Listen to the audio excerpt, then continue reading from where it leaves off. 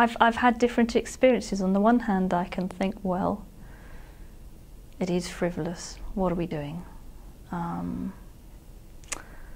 Then I look at, say, the money we're giving away, even if it's not so much now the money we have given away. I look at the opportunities that get created for people to work together.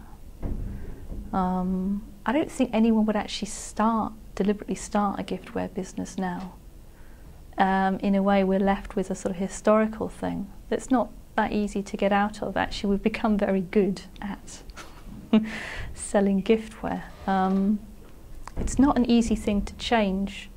So, although I feel that in my ideal world I wouldn't necessarily be working in a giftware business,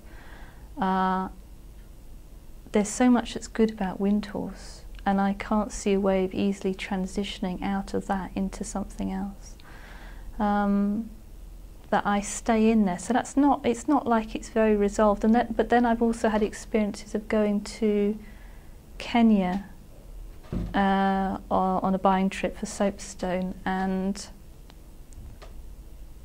I mean, this is something that Vajikatu is absolutely used to and possibly takes for granted, but we got, I mean, you do get treated very well when you're a buyer, but it was almost like we were getting sung to and welcomed, and it was incredibly moving, and they were really pleased to have us there. Hundreds of people working in tiny little villages with no electricity, very few facilities, and I just thought, I realised it was made very clear to us that we were providing their jobs. And I hadn't really thought before how there's more than 200 odd people working at Windhorse. There's hundreds out in Kenya, there's hundreds out in Bali, where we've had a very long-term relationship with our supplier. And I could just go out and get another job if I wanted to. And those people, it's their livelihood, and there's not much else.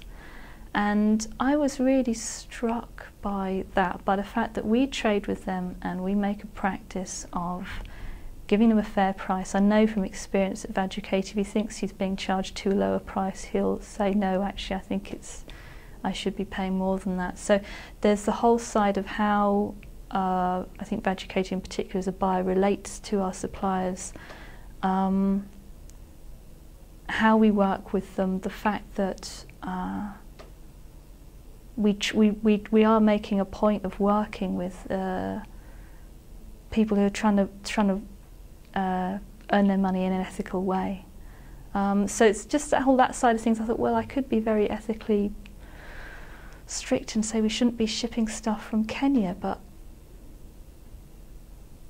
I couldn't do that to those people. So I found it's very interesting just going somewhere else and seeing something from a different perspective. I think it's the angle here is always one of, well, you know, just encouraging consumerism, which is true to some extent.